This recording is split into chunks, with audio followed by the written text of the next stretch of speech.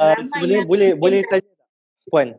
Berapa sebenarnya Ya, average purata average. pendapatan Okey. ejen untuk setahun?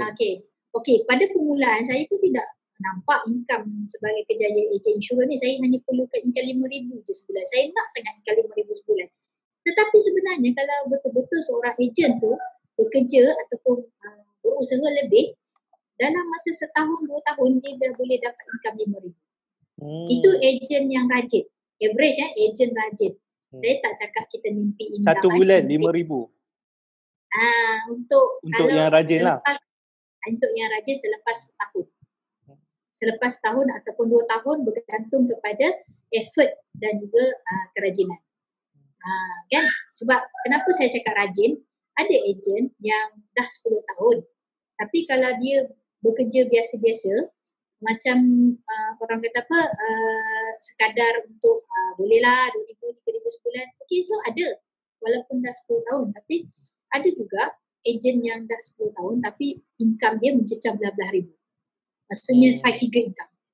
Adakah kita nak mengejar 5 figure income atau kita nak mengejar income so-so? Itu terpulang. Tetapi bisnes ni saya cakap unlimited income. Apa maksud unlimited income? Tidak ada had dan tidak ada sekatan. Contoh kalau Cik Zul lah kan, Cik Zul jadi ejen. Cik Zul kata saya dah close case dah ni, saya dah dapat income bulan ni saya ada increment 500. Saya sebagai leader saya takkan, okay Cik Zul stop. You dah tak payah buat tak. No. You pergi jauh lagi. Tidak ada orang yang menyekat kita punya kerja, tidak ada orang yang boleh menyekat kita punya income. Okay, saya suka soalan ni sebab ini adalah soalan-soalan untuk ejen-ejen yang baru join selalunya. Kalau untuk pengetahuan semua, ejen insurans Prudential mempunyai 18,000 ejen seluruh Malaysia. Ramai. Baik, 18,000 ejen. Okay. Dan kita belum campur lagi dengan ejen daripada syarikat lain lah, syarikat AIA, Great Eastern, Takaful Ikhlas, Takaful Malaysia, Maybank, ada yang medis sampingan-sampingan yang lain lah yang kita pun tak berapa nak ingat. Okay. Memang kita nampak grown lah dengan nilai 18,000 ejen Prudential, tetapi rakyat Malaysia ada 30 juta tu. 30 juta rakyat Malaysia sekarang tu. Okay, market insurans ni sebab market customer insurans ataupun takaful ni sangat luas. Selagi ada baby baru lahir, selagi ada orang baru kahwin, selagi orang keluar fresh grad, dan selagi mana ada orang di dunia ni, itu adalah market kita. Itu adalah bakal klien kita. Dan Allah ni maha kaya. Allah ni bagi rezeki tidak salah alamat. Dia akan bagi kepada sesiapa yang berusaha. Betul? Kalau kita duduk di rumah, pegang handphone, scroll, harapkan orang PM kita, memang taklah. Tapi di musim PKP, kita ada di musim PKP, memang kita dah ada sistem baru, REO, yang mana kita boleh kontrol remote. Klien macam sekarang Cik Zul ada di Sabah contoh. Saya di Johor. Saya nak closekan Cik Zul perlu selfie saja IC, dah boleh menjadi klien Prudential. Mudah. Okay. Maksudnya PKP ni bukan halangan, bukan satu penyebab untuk ejen tak dapat kerja dan sebagainya. Maksudnya dia relevan dalam semua keadaan. Work from home kan. Jadi kita pun jaga social distancing, kita pun jaga keselamatan pelanggan, dan lebih banyak pelanggan kita boleh close. Contoh, saya ada kawan yang ramai di Pulau Pinang contoh. Saya nak close diorang, saya nak kena balik Pulau Pinang, tapi sekarang dah tak boleh, halangan. Kadang-kadang existing client baru dapat baby. So kita nak dapatkan dia punya maklumat, kita just bagi melalui REO, maksudnya remote control. Remote enrollment. So Prudential sejak PKP ni dia punya production pada bulan 4 7,000 customer baru. Maksudnya still relevan lagi lah. Still relevan dan tak ada berkurang. Sebenarnya Prudential juga ada mengeluarkan skim pencen, iaitu pada usia 60 tahun kita akan diberi peluang untuk mendapat duit selepuk lah, orang Melayu cakap duit macam golden shake hand tu. Sebanyak production kita 1% sebagai waktu ejen, dan juga 1.5% waktu kita leader dia akan beri pada umur kita 60 tahun nanti. Jadi kat sini kita ada pension yang mana dan baru-baru ni kita ada kan KWSP benarkan rakyat untuk keluarkan tabung akaun 1 ke 2 macam tu kan. So Prudential beri kepada ejen yang 10 tahun ke atas untuk mengeluarkan kesemua duit atau separuh daripada apa yang dia ada sekarang untuk RGB, nama dia Royalty Gratuity Bonus yang akan dikeluarkan pada umur 60 nanti, tapi Prudential benarkan untuk keluarkan semua. So memang RGB Prudential betul, benar. Maksudnya dia bukan hanya janji manis tetapi memang betul-betul dari segi kebajikan ejen terjaga lah. Maksudnya dia bukan bisnes yang keuntungan saja. Bukan keuntungan dan menjaga tapi menjaga kebajikan ejen lah. Okey, kita boleh cakap kita ada hospital kerajaan, kita ada warrant. Kalau orang bekerja kerajaan ni dia ada benefit untuk masuk ke hospital kerajaan dan juga ada juga pekerja-pekerja swasta yang company dah sediakan. Okey, tetapi untuk makluman semua kadang-kadang kita perlu ingat company boleh bagi dan company boleh tarik. Contoh company bagilah 10,000 untuk setahun. Tahun 2019 tapi company boleh tarik balik pada tahun 2020 dekat dalam PKP dia kata kurangkan pula benefit insurans. Jadi kat situ staff-staff akan rasa pengurangan penggunaan insurans untuk keluarga. Tetapi kalau kita ada medical card kita sendiri, kita kena ingat saya dah 13 tahun dalam bidang insurans ni. Rata-rata klien yang berpenyakit kritikal adalah berumur 40 tahun ke atas. Contoh breast cancer, jantung dan yang kritikal 40 tahun ke atas. Tetapi untuk yang 40 tahun ke bawah normally adalah seperti pertumbuhan yang perlu pembedahan, demam dan sebagainya. Maksudnya benda yang tak serius tetapi masih perlu kerawatan di hospital pakar. Kepentingan insurans ni adalah untuk semua peringkat umur.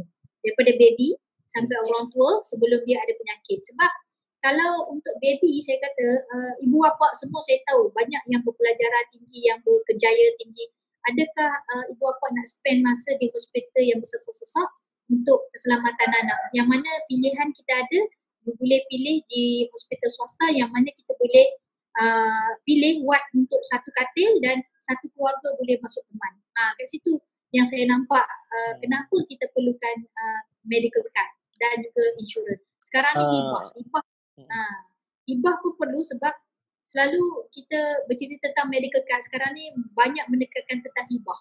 Hibah ni ibarat duit yang ditinggalkan kepada orang yang tersayang. Adakah kita dah buat persediaan meninggalkan sebanyak 100,000 ke 1 juta ke untuk keluarga? Sebab semua maklum kalau pencari nafkah dalam keluarga tumbang ataupun tak ada, apa jadi pada ahli keluarga yang lain. So memang takaful memang adalah orang kata evergreen. Medical card, hibah ni evergreen, orang kata tidak relevan sepanjang zaman. Betul. Relevan. Okay. Kalau kita nak memilih plan perlindungan, kita perlu ada perkataan takaful. Contoh Prudential BSN takaful. Takaful apa kan. So di sini mesti ada perkataan takaful dalam plan perlindungan kita. Saya cakap contoh insurans kereta lah kan. Kalau kita ambil mungkin ada contoh saya ini antara perbezaan syariah dengan konvensional. Kalau kita ambil kurnia insurans itu adalah kurnia insurans bukan takaful insurans. Kalau kita kata etika takaful, okey. So itu adalah contoh untuk general insurance kita clear ada perkataan takaful dalam plan perlindungan kita.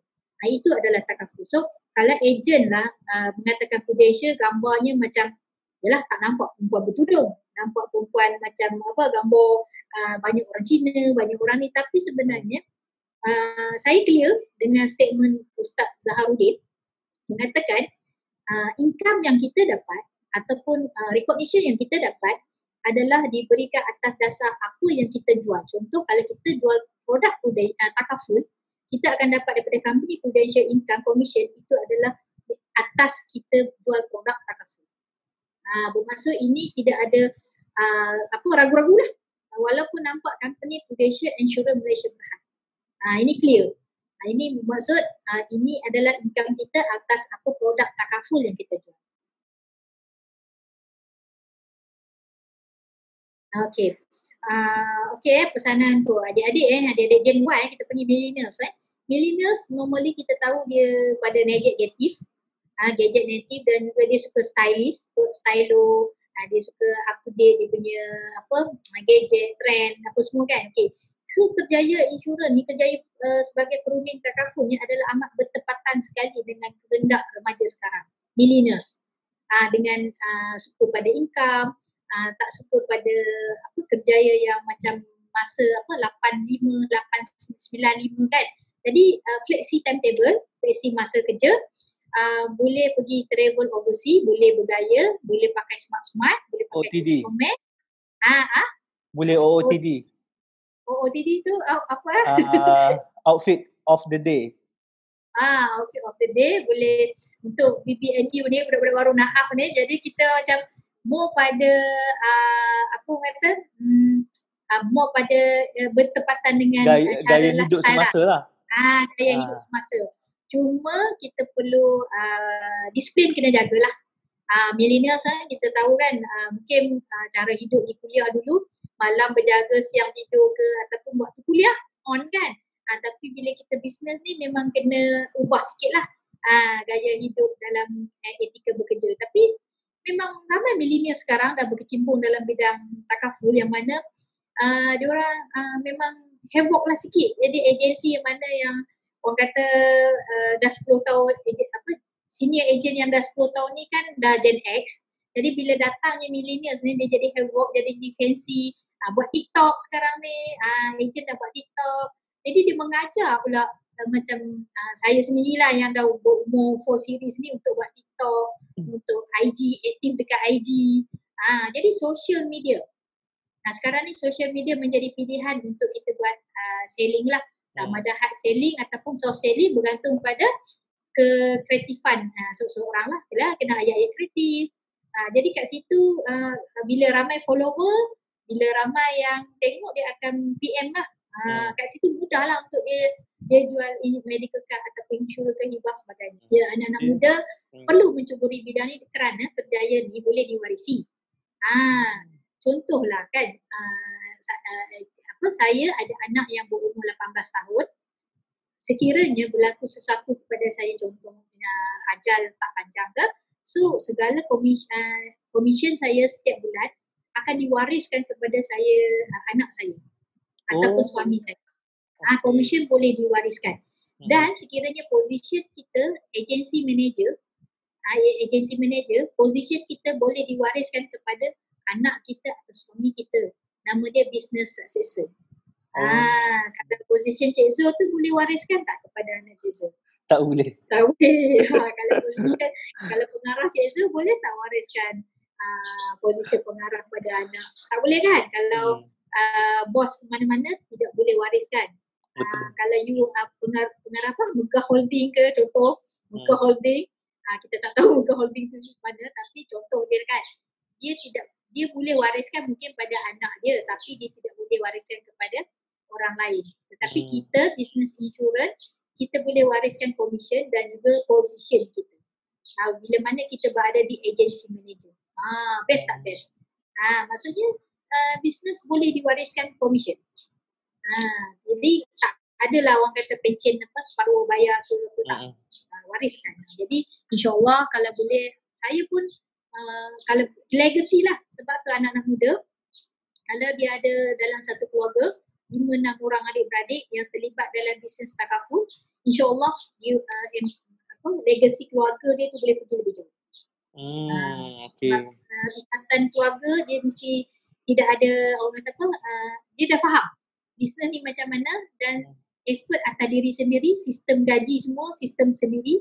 Tidak ada contoh kalau adik join dengan abang, bukan abang yang menentukan income adik. Adik menentukan income masing-masing. Itu yang keseronokan sebenarnya. Mungkin ramai yang tak tahu di luar. Mungkin ramai tak tahu.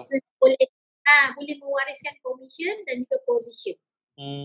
Okay, ini yang dikatakan mungkin special kot, bisnes perunding takaful kan, perunding kewangan. Ramai yang tak tahu di luar sana, Okay, rasa itu saja untuk kali ini. Terima kasih banyak-banyak Puan Mazni atas perkongsian yang sangat manfaat untuk hari ini, sebab banyak benda yang kita pelajari daripada macam mana jadi ejen, kenapa perlu jadi ejen dan sebagainya kan.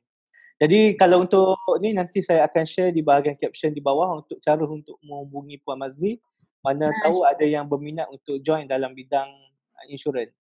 Okey. Itu saja, terima kasih banyak-banyak. Terima kasih banyak Cik Zul. Okey, sama.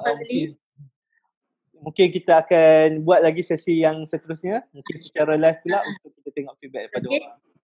Okey, itu saja. Forum ke, saya boleh invite ejen-ejen saya ke kan?